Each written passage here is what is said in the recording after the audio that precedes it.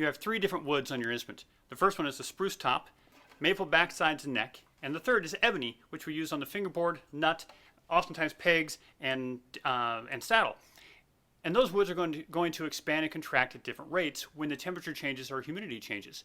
So this week we're going to talk about partial fingerboard reglues when the fingerboard will actually start to separate from your neck.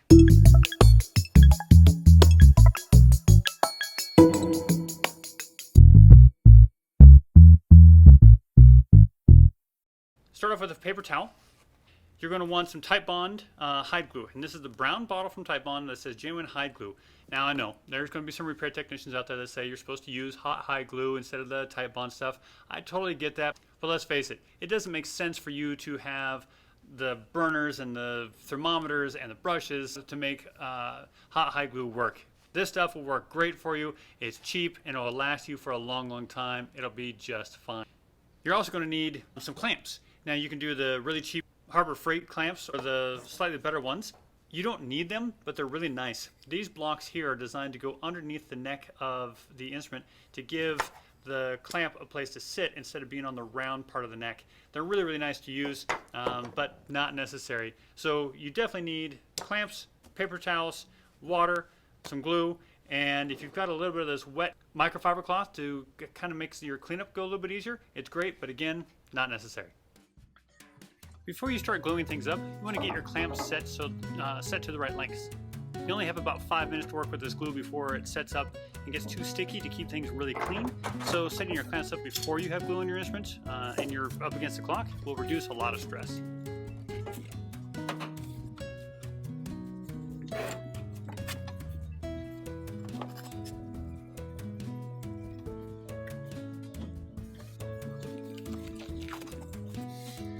Now what we want to do is apply a small bit of glue right to the open separation.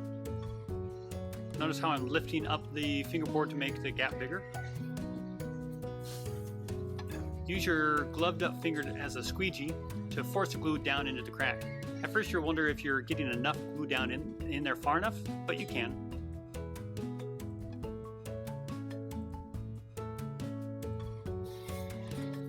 Then just flip it over and do the same on the other side. If you get the glue on the strings like I'm going to here, no worries, just wipe it off with your wet cloth.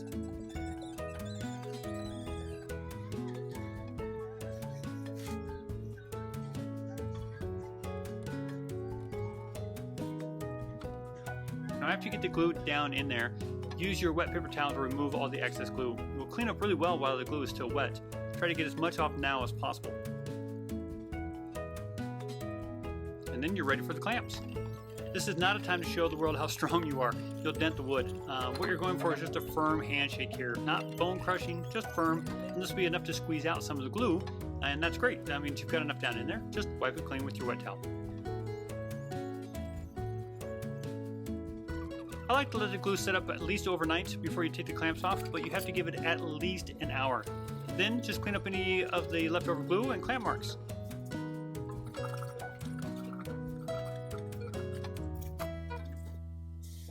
No movement on that board now.